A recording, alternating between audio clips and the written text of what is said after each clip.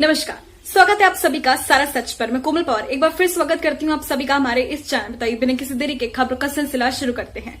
शुरुआत करते हैं सबसे पहले हेडलाइंस के साथ, जिस पर आज हम बात करने वाले हैं। सबसे पहले बात करेंगे दिल्ली में अनलॉक की प्रक्रिया। जी हां, दिल्ली में अनलॉक 3 शुरू हो गया है और ऐसे में एक एक करके सारी चीजें खुलती नजर आ रही हैं। अब ऐसे में दिल्ली वासी किस तरह से प्रोटोकॉल का पालन करते हुए अपनी जिंदगी गुजर बसर कर रहे हैं उस पर साथ ही साथ नजर डालेंगे। मेट्रो, ट्रेनों और सड़कों का इसके बीच में क्या हाल है उस पर।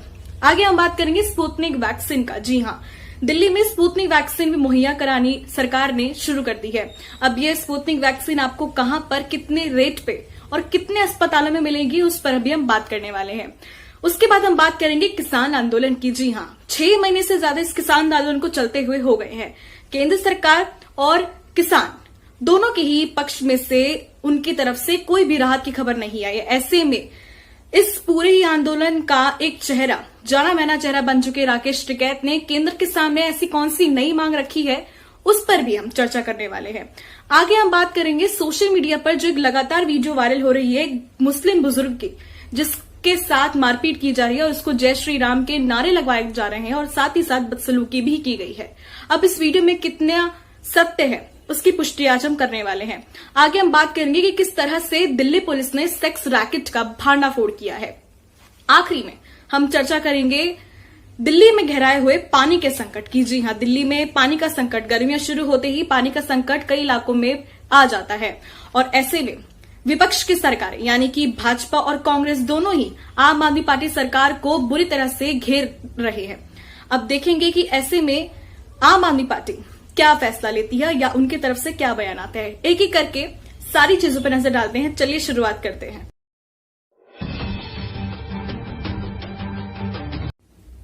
दिल्ली में अनलॉक 3.0। जी हां, दिल्ली में अनलॉक की प्रक्रिया तो सोमवार से ही शुरू कर दी गई है, लेकिन लोग कितनी सलीके से, कितने सही से कोरोना प्रोटोकॉल्स का पालन करते हुए अपने कामों की तरफ मुड़ रहे हैं ये कम है। लोग लगातार नियमों को तोड़ते हुए जा रहे हैं। कुछ ही प्रतिशत लोग हैं जो दिल्ली में कोरोना प्रोटोकॉल्स का पालन करते हुए अपनी जिंदगी को वापस पटरियों पे ला रहे हैं। आपको बताना चाहेंगे कि अब रास्तों का क्या हाल है। सड़कों पर लगातार भारी भीड़ देखी गई है। दिल्ली के फ्लाईओवर्स पर चक्का जाम हुआ है और ऐसे में आप ये साफ अंदाजा लगा सकते हैं कि किस प्रकार से कोरोना प्रोटोकॉल्स का पालन किया जा रहा है। चौंकाने वाली बात तो यह है कि मेट्रो स्टेशन पर भी भारी भीड़ देखी गई है। इतनी भारी भीड़ देखी गई है कि यात्रियों की एंट्री को वहीं रोकना पड़ा है। अब ये आदेश दिए गए थे केजरीवाल सरकार की ओर से कि 50% की कैपेसिटी से ही मेट्रो चलाई जाएगी, लेकिन भीड़ इतनी ज्यादा आ गई है कि मेट्रो की और लोगों की दोनों की परेशानियां बढ़ गई हैं और इसीलिए मेट्रो ने एक समय तक ही एंट्री ली और उसके बाद एंट्री यात्रियों की लेना बंद कर दी है। चलते अगली खबर की तरफ।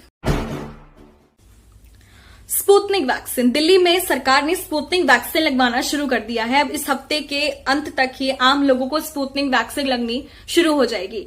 अब जानते हैं ऐसे कौन से अस्पताल है जहां पर ये स्पुतनिक वैक्सीन लग रही है और इनके मूल्य क्या है। सबसे पहले बताना चाहेंगे कि ऐसे 2 अस्पताल फिलहाल हैं जहां पर ये वैक्सीन लग रही है। सबसे पहले अस्पताल है अपोलो हॉस्पिटल, दूसरा है मधुकर रेनबो चिल्ड्रन हॉस्पिटल, जहां पर ये वैक्सीन फिलहाल लग रही है। आपको बताना चाहेंगे कि इसके मूल्य सरकार ने जो तय किए हैं 1145 रुपए इस स्पुतनिक वैक्सीन के तय किए गए हैं और निजी अस्पतालों ने इसके क्या रेट तय किए हैं इनका अभी खुलासा नहीं किया गया है, लेकिन सरकार ने कहा है कि सभी टैक्सों को मिलाकर भी ये वैक्सीन 1145 रुपए के ऊपर नहीं जा सकती है।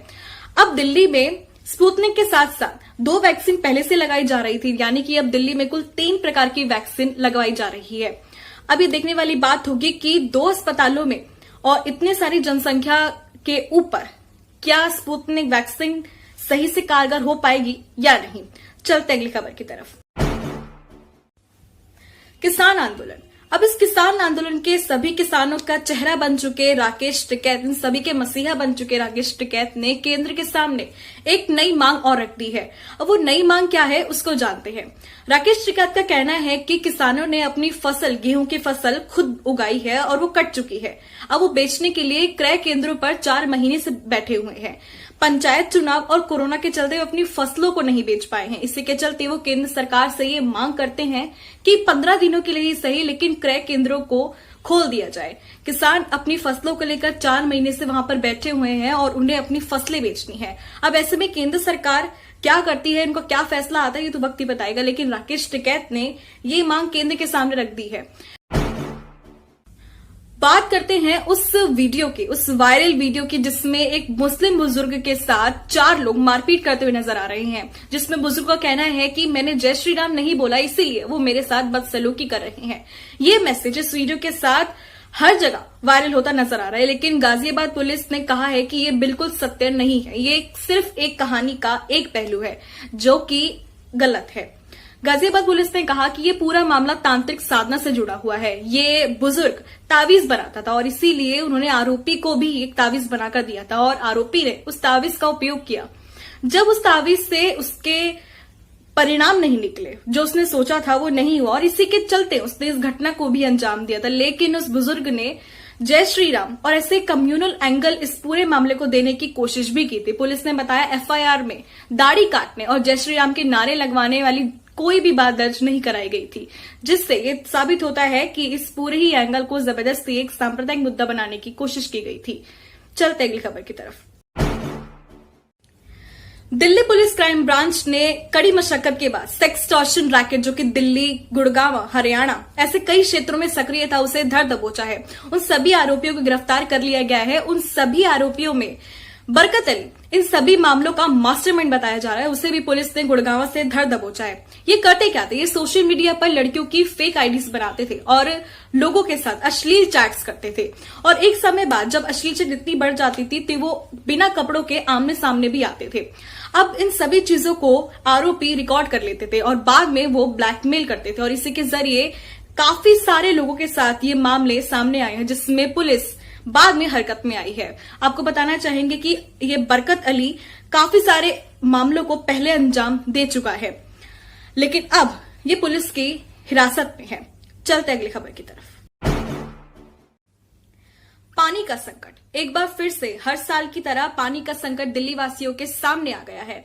हर बार की तरह ही इस बार आम आदमी पार्टी टैंकरों के जरिए ऐसे इलाके जहां पर पानी की किल्लत है, पानी ठीक से नहीं पहुंच पा रहा है, वहां पर टैंकर भिजवा रही है और हर साल की तरह दिल्ली वासियों के सामने पानी का संकट सामने आ गया है।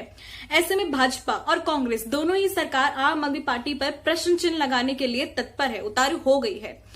कांग्रेस अध्यक्ष अनिल चौधरी का कहना है कि 7 वर्षों में अरविंद केजरीवाल ने खोखले वादे देने के सिवाय और कुछ भी नहीं किया है। भाजपा भी गंभीर आरोप लगाते हुए अरविंद केजरीवाल को प्रश्नों के जाल में घेर रही है। ऐसे में अनिल चौधरी जो कि कांग्रेस अध्यक्ष है, उनका कहना है कि ये जानबूझकर लोगों की सहायता नहीं कर रहे हैं। शीला दीक्षित की सरकार में जब जितना पानी लोगों को जितनी क्षमता के साथ दिया जाता था, आज भी उतनी ही क्षमता के साथ दिया जा रहा है।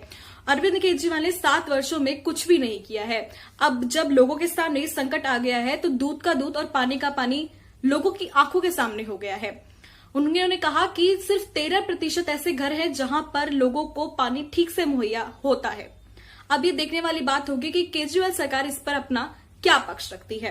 तो ये थी कुछ खबरें जिनका जानना आपका बेहद जरूरी था। तो अगर ये वीडियो पसंद आए इसे लाइक करें, शेयर करें, अपने परिवार वालों के साथ इसे बांटना बिल्कुल न भूलें।